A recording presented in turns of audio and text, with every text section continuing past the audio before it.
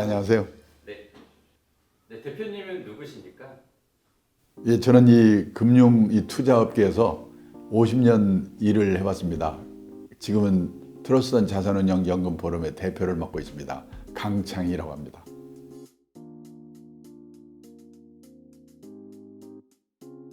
지금 금융투자업계에서 오랫동안 일해오셨고 지금은 투자교육, 노후설계 교육을 하고 계시는데 네. 이 분야에 관심을 갖게 된 특별한 계기가 있으세요? 예, 제가 이제 2000년 초에 그 펀드를 운영하는 자산운용사의 대표를 했는데요. 그 대표를 하면서 보니까 자산운용업이 성공을 하기 위해서는 운용만 잘해서 되는 게 아니라 투자자들이 단기 시황에 쫓겨가지고 이 샀다 팔았다 이런 거를 반복해서는 안 되는구나. 장기 투자, 분산 투자 원칙을 지키도록 설득하는 일이 중요하구나. 그래서 제가 이제 그 투자 교육을 시작을 했고요. 그걸 하다 보니까 이 베이비 부모 세대들이 은퇴가 시작이 되면서 저한테 노후 설계 질문을 하니까 또 공부를 하게 돼가지고 지금은 노후 설계가 제 전공이 됐네요. 저는 50년 전에 이 업계에 들어오면서 50년 후에 뭐 노후 설계 이런 걸 할 거라고는 꿈에도 생각 안 했는데 하다 보니까 여기까지 온 것 같습니다. 100세 시대 저성장 결핍 시대에 혼자 살아야 하는 데에 대한 준비를 유난히 강조하고 계세요. 네. 대표님 개인적으로도 이 문제에 걱정이 많으세요? 네, 지금 금년 제가 만 76세인데요. 이제 제 아내가 저보다 7년 아래거든요. 그러니까 확률적으로 십몇 년을 혼자 살아야 되는데 제가 이웃나라 일본을 보니까 이 혼자 사는 노인들이 이렇게 거기는 개호라고 그러는데요. 이 돌봄이라든지 간병 이런 이제 그 도움을 받아야 되는데 그런 시설이 없고 또 그걸 해줄 분들이 없는 거예요. 그래서 지금 일본에서는 개호 난민, 개호 대란 이런 말이 지금 유행이거든요. 저 우리도 곧 그렇게 될 거라고 보는데 혼자 남아서 제 아내가 그거 고생을 많이 하니까 걱정이 돼가지고 사실은 저는 그 70대 후반 이후에 이 후반 인생을 어떻게 살아가야 되는가 이런 문제에 대해서 좀 뭐랄까 걱정을 많이 하고 있고 준비를 좀 하려고 노력하고 있습니다. 홀로 100세 시대를 준비해야 되는 인구들이 점점 늘어나는 추세라고 알고 있는데 네. 그 규모가 어느 정도 돼요? 지금 그러니까 65세 이상 그 노인 인구 중에서요. 혼자 살고 있는 노인이 5분 중에 한 분, 약 20% 정도 되고요. 그리고 70세 이상 혼자 사는 노인분 중에 78%가 여성이에요. 그러니까 혼자 사는 노후는 어떻게 보면 여성들의 문제라고 할 수 있거든요. 그렇게 이제 요즘은 자녀들하고도 다 안 살잖아요. 그래서 혼자 살게 되면은 어디서 이 살 건지, 그다음에 누구의 도움을 받을 건지, 그러면 그 비용은 어떻게 해야 될 건지 이런 거에 대한 준비가 많이 필요하다고 생각합니다. 그냥 바로 먼저 한번 직접적으로 여쭤볼게요. 네, 지금 기준으로 봤을 때 네, 1인 예, 혼자 100세까지 산다라고 했을 때 네. 돈이 얼마나 필요할까요?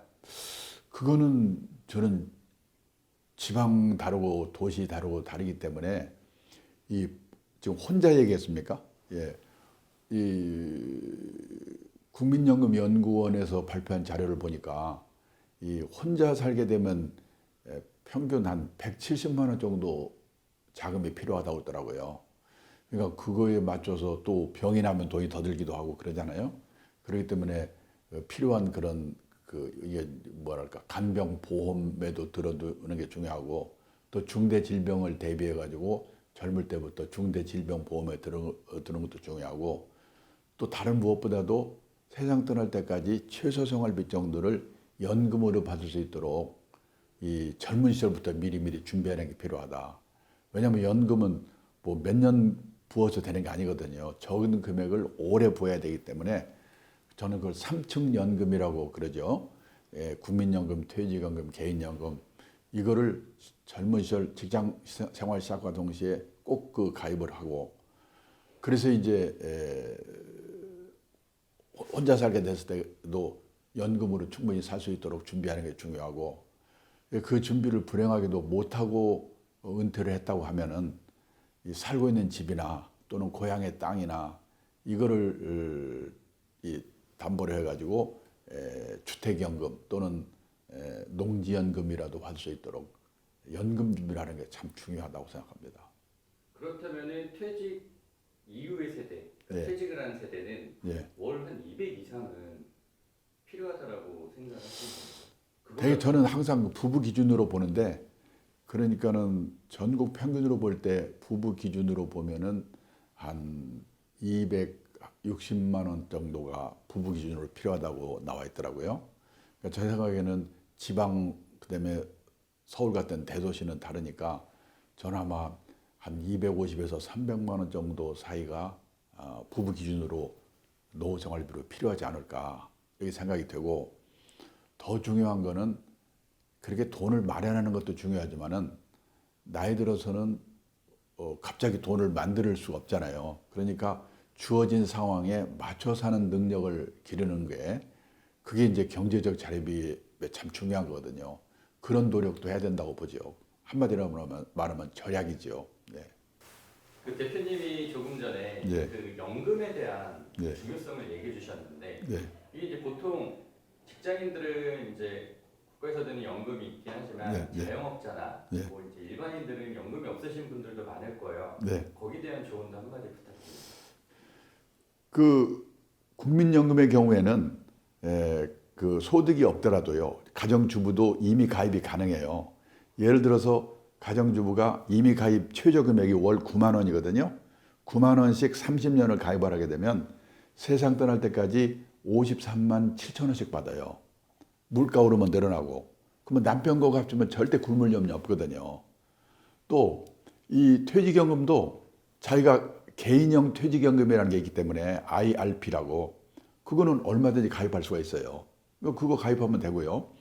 그래도 그것만으로도 다른 가입하고 있는 사람도 모자랄 수가 있으니까 개인연금을 또 가입할 필요가 있는데, 개인연금에는 이제 은행이나 증권회사나 보험사 가서 가입을 해야 되지만 그 종류에 대해서 좀 자세히 공부를 하는 게 중요하고요.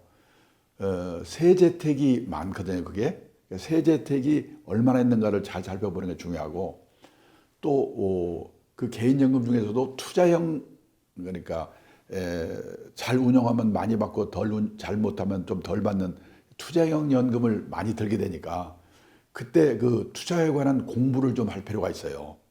그리고 이 한 달에 10만 원, 20만 원씩 20년, 30년 장기 적립식으로 투자를 하는 거기 때문에 이 적립식 투자의 이 마력이랄까 위력에 대해서도 공부를 좀 해둘 필요가 있고요. 그래서 투자에 관한 공부, 그 중에서도 이 적립식 투자의 위력에 대한 공부, 그리고 투자 상품에 대한 공부, 그리고 그거를 운용하는 운용회사가 실력 있는 운용회사인가를 이렇게 살펴보는 그런 노력이 필요하다고 봅니다. 그 대표님이 생각하는 완벽한 노후의 그림은 무엇일까요? 그러니까 노후에 우리가 보통 3대 불안이라고 하면요, 첫째가 돈이고, 둘째가 건강이고, 셋째가 외로움이거든요. 그러니까 뭐 많이 꼭 있어야 될 필요는 없지만은 최소 생활비 정도의 생활비 준비는 돼야 될 거고, 그다음에 이제 건강할 수 있도록 조심을 해야 되는데 아플 수가 있으니까 그런 질병에 대비한 그런 보장성 보험 같은 거 하나 들어주는 거고, 그다음에 외롭지 않기 위해서는 가족도 중요하지만은 가족과 꼭 같이 살라는 법이 없으니까 그 이 지역 사회라든지 또는 새로운 유연 사회에서 외롭지 않게 행복을 찾는 방법을 미리미리 준비하는 거. 그래서 저는 그 준비를 위해서 가장 중요한 게 뭔가 일을 갖는 거라고 생각해요. 그 돈이 되는 일이든 또는 취미 활동이든 사회공헌 활동이든 소일거리를 갖는 거, 이게 저는 가장 중요하다고 봅니다. 그러면은 지금 이제 완벽한 노후의 그림을 이제 예. 채워가기 위해서는 예. 무엇부터 시작하면 될까요? 저는 그 연령대별로 준비해야 될 게 있다고 생각해요. 그 20, 30대부터 준비를 해야 되는데, 아니 20, 30대 젊은 사람들한테 무슨 노후 준비냐. 그게 다른 게 아니고 그 삼청연금 가입을 해서 최소 생활비 마련하도록 준비를 시작하는 게 그게 바로 노후 준비예요. 그리고 이제 자산 관리에 대한 기본 지식, 원칙을 20, 30대에 알아둬야죠. 요즘 재테크 한다고 사타 팔았다 난리지 않습니까? 그러니까 자산 관리의 기본 원칙을 알아두는 게, 그 지식을 습득해 두는 게 또 20, 30대 할 일이고요. 그 다음에 이 100세 시대에는 늦게까지 뭔가 일을 해야 되기 때문에 이 자기 몸값을 높이는 노력, 인적 자본 투자를 20, 30대에 시작해야 돼요. 그러니까 연금 준비, 그 다음에 이 자산 관리에 대한 기본 지식을 습득하는 거, 그 다음에 자기 몸값 높이는 노력, 이거를 20, 30대 해야 되고요. 그 다음에 40대가 되면 이 건강에 슬슬 신호가 오기 시작하니까 이 건강 리스크 관리를 시작하고, 그 다음에 이제 자녀들이 초등학교 고학년 되기 시작하거든요.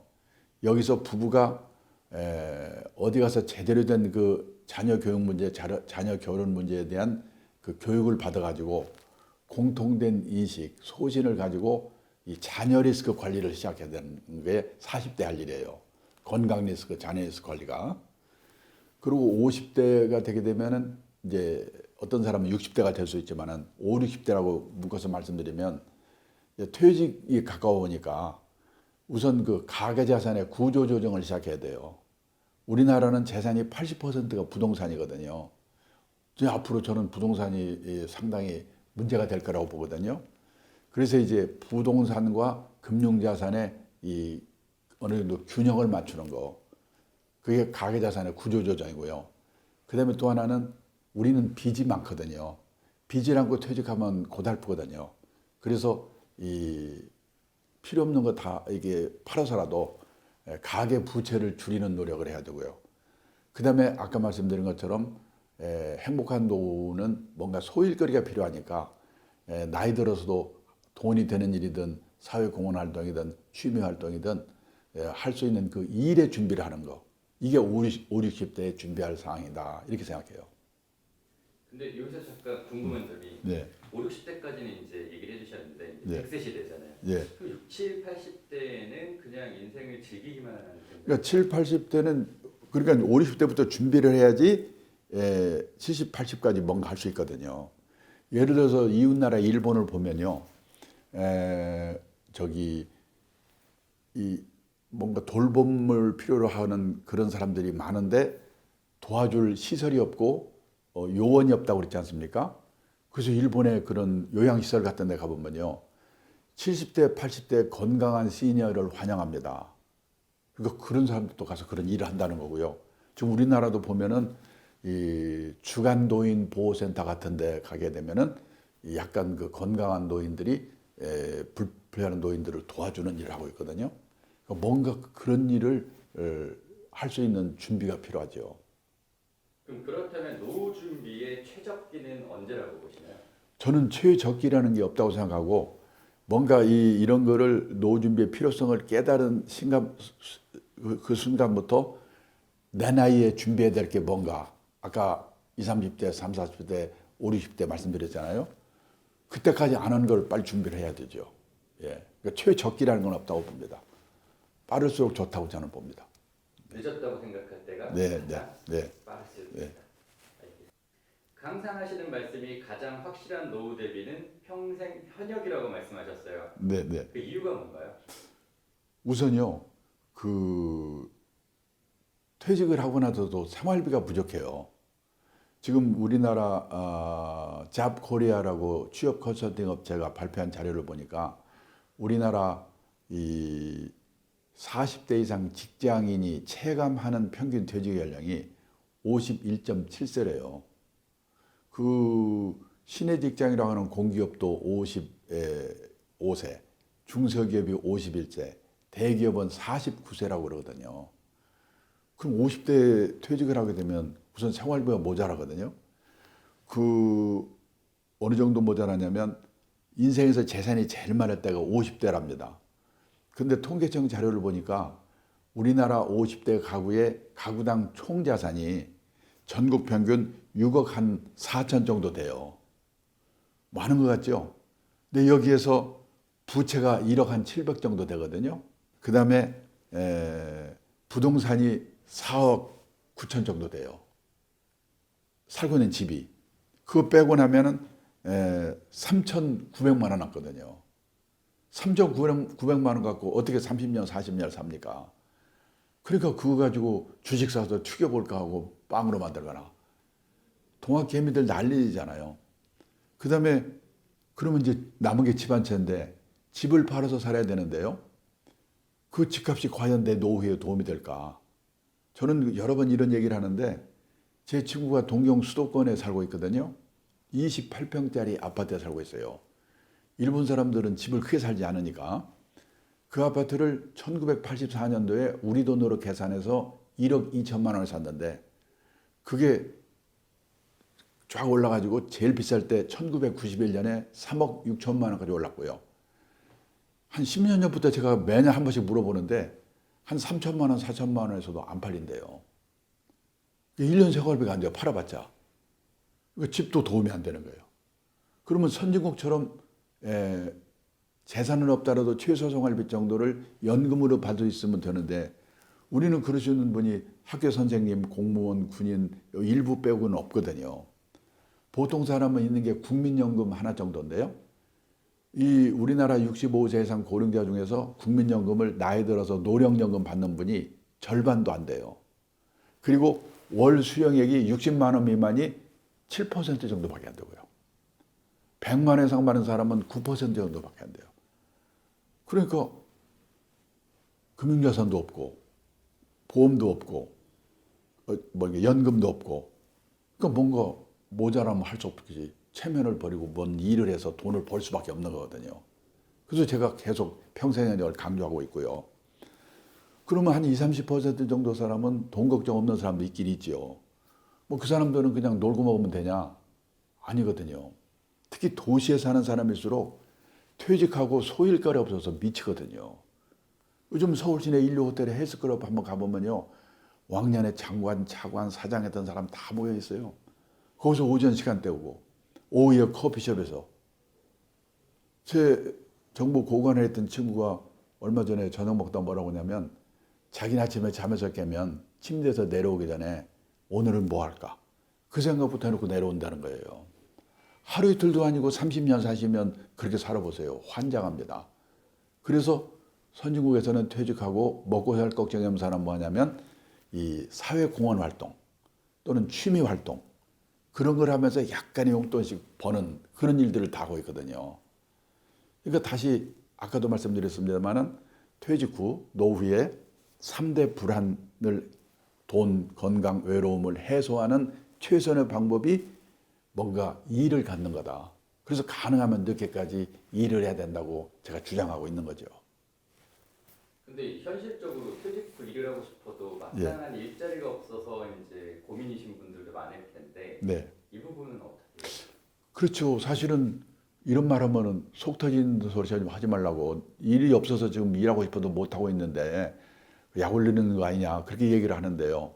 맞습니다. 청년 실업이 넘쳐나고 있죠. 그다음에 옥스퍼드 대학의 마틴 스쿨이라는 데서 얼마 전에 발표한 자료를 보니까요.